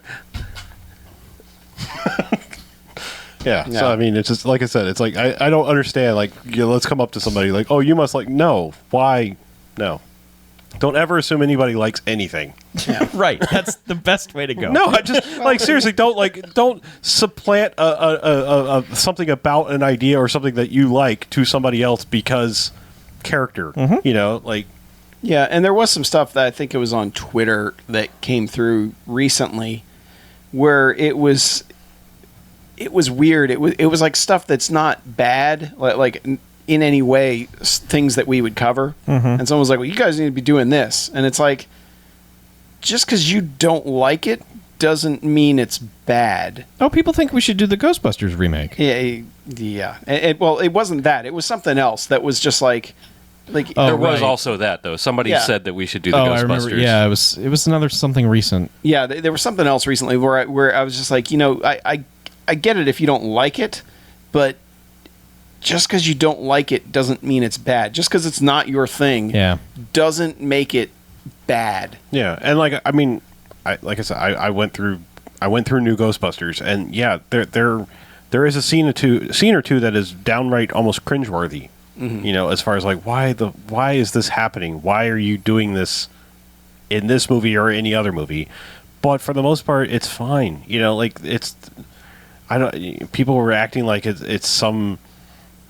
It's encroaching on some holy sacred ground, and it's not. We know where all that's coming from. Yeah, well, you know what I'm saying. I mean, it's just like there are still things in that movie. It's like, why are you doing this? Like I said, in this or any movie, like you see those moments in movies where it's like, and oh god, I almost use the term broad comedy, but I don't mean it in that way.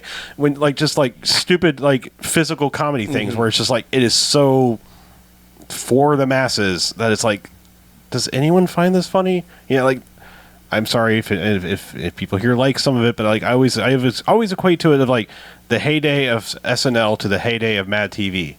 As good as Mad TV could possibly be, it still was like, we are doing sketches. It could sometimes be funny, but it just always had that depth. We are being funny. Ha! Matt, I'm going to go on record saying Mad TV was never funny. No, there was that. Yeah. Nope. Yeah. Okay. Nope. We'll fight later. Just because you don't like it, right, doesn't mean it's bad. Yeah. Humor is an objective thing on a personal level. It was never funny to me. But you see what I'm saying? Where there's that, we are doing something so big, and we are doing a joke now, and it's like that's their style was like subtlety. People they oversold everything. Yeah, comedy is all about subtlety. The thing we hate, improv comedy, is what Mad TV always reminds me of. It's like. And like I said, the moments in Lady Ghostbusters where it was like, I don't know, let's be propelled like a fire hose with the proton pack, or Leslie Jones smacking her and yelling lines. It's like, that's not funny. Why are you yelling? Leslie Jones funny, but anyway, you know what I'm saying. Let's agree to disagree. Let's move on. Got another one here from Joe from New Jersey. New Jersey Joe. Dude, sure. New Jersey Joe. New Jersey. Titled Midnight Madness. He said, hello, BMFcast. This is Joe from New Jersey. Enough said, the better. Longtime listener, first-time responder. Listening through these 300-plus shows, watching a lifetime of enjoyable bad movies in that span. It only took till BMFcast Extra number 6 for Chuck to mention a cheesy little gem from the early 80s called Midnight Madness. And when analyzing all the shows, I asked myself, how the fuck has this movie not been reviewed yet? Maybe it was, but I wasn't around to have heard it. Shame, because Midnight Madness has all the ingredients of a good bad movie. It's a tale about 5 teams facing off against one another in a contest called The Great All-Nighter, which was a suggested title for the movie, I believe. Interwoven in this contest is a plot where 2 team leaders are at odds with each other, family reluctantly coming together, romance blossoming around, airports shutting down certain terminals to appease a college nerd who is apparently a chick magnet, etc. This was one of the first Disney PG-rated films ever, bombing upon release, finding new life on HBO where it played a lot, garnering a small cult following. The casting is top-notch here. Dr. Pepper's David Naughton is your lead, and his antagonist is Flounder, of all people, Stephen Furst. Your supporting cast includes a future Emmy winner, King of the Geeks, not Will Wheaton, the black dude from Nightmare 3, and a surprise cameo from a star before he became super famous. Splicing in all these characters and shenanigans that's going on in L.A., of all places, is the era of Chuck's dreams, late 70s, early 80s disco, a Stargrove tune that begins and ends this movie that you will be humming nonstop till the end of time. Can't say any more without giving anything else away. Please seek this movie out. You won't regret it. Crash and Burn, BMFsters. Sent from my iPhone. What? That's Joe from Jersey. I know. My iPhone. Yeah, sent from his iPhone. That's weird. Yeah, we haven't done Midnight Madness because it's 2 hours long. It's the only thing going? Really? I mean, I love Midnight Madness, but it's great for us. It's fantastic for us. It's just 2 hours long. Never seen it. So Never good. even heard of it, actually. Oh, so good. Yeah, I went one of the MegaCons. I went down and had Stephen First sign my DVD and talked to him about it for like 10 minutes. All right. Which I guarantee you, no one does. Like it's all Animal House with that guy, or Babylon 5. But I was like, "Here, sign my Midnight Madness DVD," and he was like, "Whoa, you've seen this?" And I'm like, "Yes." And we talked about it, and then I think they always like that when you can pull out. Yes, that's the rarity. That's my main thing when I go to conventions. Like, you know, when Richard Hatch was at MegaCon, that you were going to give him a copy of Ghetto Blaster to sign. Hey, Richard, you remember this? So yeah, no, Midnight Madness is fantastic. My live action Disney like films that I've seen is must just be missing like a huge gap, because like I've seen like Bedknobs and Broomsticks, Pete's Dragon, and like Mary Poppins, and like nothing until like the 90s. Well, here's the thing: like Midnight Madness might as well be like a Touchstone movie. Like that. It was not out. It was. There's no Disney anything on it. Like the box now has Disney on it, but there's nothing on the credits that says Disney. None of that. And it's PG, but it's pushing the PG boundary. Like there's boob jokes, and you know, there's all kind. It would be PG-13 today. Okay, it's that kind of humor. I was just saying, like, I've never seen The Black Hole. I've never seen like. Yeah, I know. Like I said, there's a huge gap of Disney live action things. I mean, I honestly never knew Midnight Madness was a Disney movie until years later, because there was just no way to know. Gotcha. It's so good. Yeah, I think one week when Mackey's out of town, I think we'll camp out and watch it. 1 week, we're in. Hooray! So you want another voicemail? Sure. Let's do it. This is, there's only one other one, right? I know. Okay. Hi guys, Justin Farrell from Alliance, Nebraska here. I'm driving from Alliance to Fort Collins, and I thought I'd give you a little bit of feedback about your Blood Fist episode. You can check this out on IMDb, but I was actually working for Roger Corman and worked on Blood Fist 7 Manhunt. And something I thought I'd tell you about Don the Dragon Wilson is his normal speaking voice. He sounds like a 12-year-old girl. It's like, how can that voice come out of a guy who's that badass? It's like Mike Tyson. You expect something really rough and gruff. So a lot of his dialogue is recorded. He's trying to sound like Clint Eastwood, or he's trying to really sound mean. But like I said, his normal speaking voice is like a 12-year-old girl. And the first time I met him and talked to him, I honestly thought he was putting me on. He was not. So I thought I'd give you that little inside scoop on it. But anyway, you guys, hope you have a great day. Justin out. Have fun in Fort Collins. Oh, thanks, I hear it's Justin. great this time of year. Man, how awesome is it to do a show and get a call from a guy who worked on Blood Fist 7? Yeah. We want some Tales of Blood Fist 7. Of course, we got 5 more to go before we can do Blood Fist 7. But yeah, didn't someone like tweet us or something like, "Are you going to do like the 3 Blood Fist sequels?" And we're like, no, there's 10 of them. Yeah, yeah, there's 8 proper ones and then a TV movie. Yeah. Mm-hmm. And yes, we totally are. They're on the docket. Until we just get so sick of them. We'll get there eventually. Yeah. Yeah. We got a ways to go before we die, I hope. Well. Yeah. I don't know. November We're 9th closer is to the coming up. second half than the first half. I'm going to live forever. So far, so good. You know what I mean? We'll just have Blood Fist month. Blood Fist, yeah. We'll double them up. And we'll do a year of Blood Fist. Okay, yes. But don't tell anybody. Let's let them figure it out. Let's not announce a cool thing we're doing and then do it for an entire year before anyone has any idea that we're doing it. Around mid-October. Hey, guys, guess what we've been doing? All the Blood Fists. You may wonder. You know it's October, and normally we have, some sort of theme month. Well, surprise! The last 29 episodes have Maybe been... wondering why it's July and we've only done Zatoichi movies so far this year. Well, guess what? It's the year of Zatoichi. Man. Yeah, but Don the Dragon, I mean, we knew his voice wasn't... So what I'm curious about is if that was all him doing the ADR or if it was somebody else. I think it was him. Or if it was him being lowered. Yeah, and well, I think really he said he was like trying to do a voice that was not his own. Like, Which will be interesting going forward when we watch other Don the Dragon Wilson movies, is if he's still trying to do the same voice or if he's perfected it over the years. Because, Blood Fist was early in his career. Mm-hmm. You got to wonder, like, maybe the next, in Blood Fist 2, they were like, hey, maybe speak differently. Yeah. Let's get you a vocal coach or something. You know. Less Michael Biehn. More something else. Yes, more. I don't know. Sean Bean. Yeah. Sign me up. Yeah. All right. Last one we got tonight is from Jody, Hey, Jody. who entitles her email "Witty Headline." Ooh, good one. Says, "Hey guys, I want to thank you for Skate Timber." I almost said Scott Timber. Scott Timber. Versus the world. Whoops. We can do that next year. Yeah. Hey guys, I want to thank you for. I almost did it again. What the hell? Hey guys, I want to thank you for Skate Timber. I really enjoyed it. I also want to let Chuck know it was a great 31 and 31 this year. Yeah, check it out, youtube.com/watercooler. Now down to the gravy. Would it be in your wheelhouse to do a movie from the 50s or 60s, like The Night Walker from 1964? Barbara Stanwyck has the greatest scream of terror in horror movie history. Or The Navy versus the Night Monsters from 1966. I don't know how this movie got made or who thought of it, but they must have birthed Roger Corman.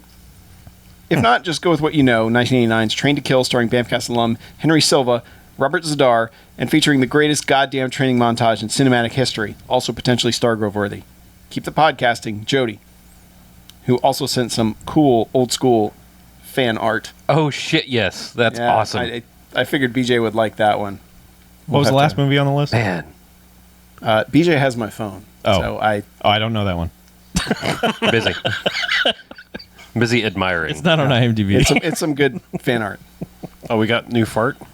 Yeah. I want to see new It's fart. good. That's quite good. I like it. Yeah, it's very old school. as they Now I say. know how I need to do my hair But when I the cut one it. with Zadar is Train to Kill from 1989. Gotcha. Got Henry Silva and Robert Zadar. That's what I need. Need new fart. Yeah, you can hold that up for the camera if you like. Show it to the peeps. Show the fart to the peeps. I need to be able to see that I'm doing this right. Focus. Focus. Focus. Stay focused.